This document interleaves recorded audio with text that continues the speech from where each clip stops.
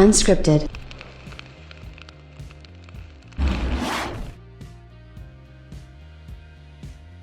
What an interesting day for anybody looking to get a next generation console. We got lots of news about the PlayStation 5. We also got lots of news about the Xbox Series X. And within getting that Xbox Series X news, I gotta tell you, it makes the PlayStation 5 look that much better. You know, I was actually kind of disappointed with some of the things that were actually revealed in terms of the Xbox Series X, and it makes the PlayStation 5 all the sweeter sounding, and also gives PlayStation 5 advantages where people all just assumed that the Xbox Series X was going to have all the advantages in the world over it, and now we know completely that's not the case. And it gets me very excited to talk about that because, again, shutting out these narratives is a quick way to make people kind of realize that, you know, not all these sites, not all these YouTubers, not all these fanboys know what they're talking about. And listen, I can be the first to admit I don't always know what I'm talking about. Sometimes I can be wrong. That's life. That's being a human. Welcome to it. But at the end of the day, you got to be able to admit those faults, and you got to be able to go out there and go, hey, well, I might have been wrong about this, but now we can see that I was actually right about this. Look, people are quick to point out when I'm wrong, and I love it, right? I have no problems with it. But if you're going to point out when I'm wrong about something, make sure you point out when I'm right about something too, right? Let's not have that double standard. Keep that same energy. Even though I hate that saying, I do have to say you got to keep that same energy. Now, when it comes to what we actually saw from the Xbox Series X, there was a couple of interesting things to note that does give PlayStation 5 an advantage. So the solid-state drive is only 802 gigabytes of usable space on the Xbox Series X, which means, obviously, they're using pretty close to 200 gigs for the OS, and a lot of that is for the backwards compatibility things and different technologies like that. So you have to wonder, is the Xbox Series S going to also utilize almost 200 gigs of space for that? If so, you're looking at only round about 300 gigs of free memory space on that console. Ouch. Okay. They said that the console is very quiet, as it should be. Quick resume between multiple games around take about 5 to 8 seconds. A new controller is, you know, slight improvement. But also they were talking about, obviously, some of the big things with it. We saw quite a bit of load time differences, right? So this is kind of why I wanted to talk about it. The load times were super interesting to me because that's what I was most disappointed in with the Xbox Series X. I was very surprised that the load times were, in fact, not as impressive as I originally thought. And this bodes well for Sony. And the reason why it bodes well for Sony is because Sony has a faster solution for their actual load times and things like that. So I did find this to be pretty interesting. A couple of sites ran with various different times for the games and stuff on the Xbox Series X, but I'll give you an example, okay? Red Dead Redemption 2 on the Xbox One X is 1 minute 35 seconds to load. It's 52 seconds on the Xbox Series X.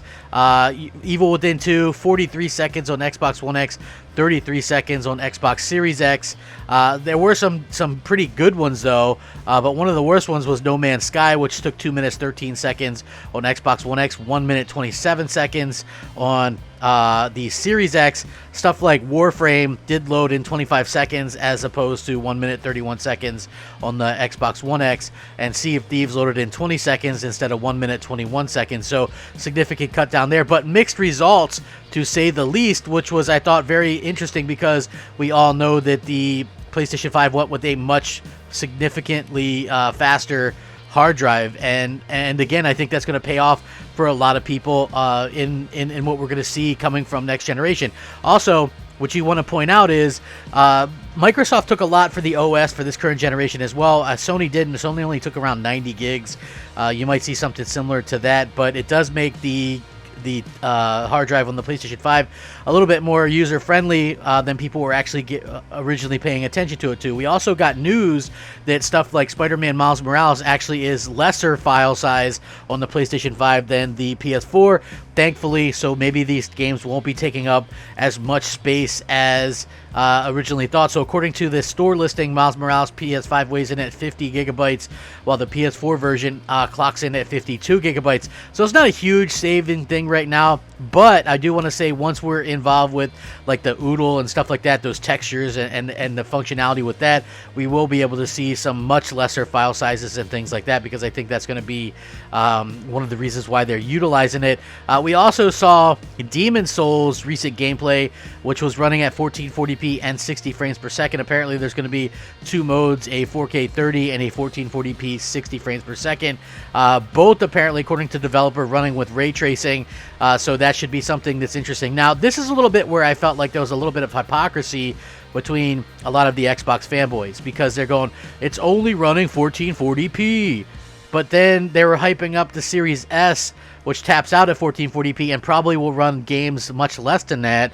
And to be quite honest, even though I'm no Souls fan, Demon Souls looks better graphically than anything we've seen coming from Xbox. So I find it a little bit odd that people are mocking that, and it just goes to prove that what I've been saying all along is we're getting better picture quality than we have ever before. If you want to talk about it, that at 1440p versus Halo Infinite and Craig at 4K, which one would you rather play? Right? If both are 60 frames, would you rather have the graphical fidelity of a Demon Souls, or would you rather have the graphical fidelity of plastic-looking Halo figurines?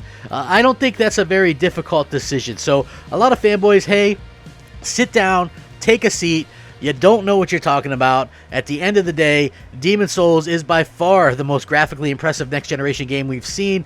And if you don't think that the Xbox Series X is going to play any games at 1440p or give you an option to play with performance over resolution, then you're going to be in for a huge disappointment.